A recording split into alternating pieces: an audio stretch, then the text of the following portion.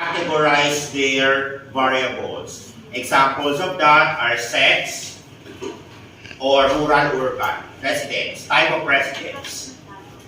Well, I asked them to identify their own specific nominal variable.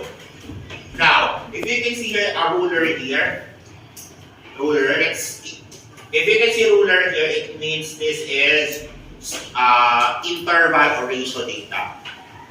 When you see this as this three overlapping circle, when the data is nominal. Okay. In this case, for example, the coding 1 for male, 2 for female.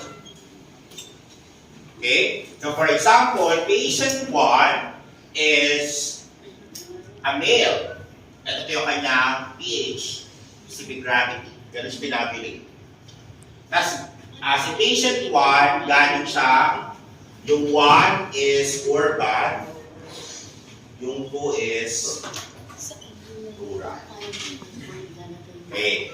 Now, for the practical, I would like you to choose 2 nominal variables. Kaya na bahala mag-set. Okay?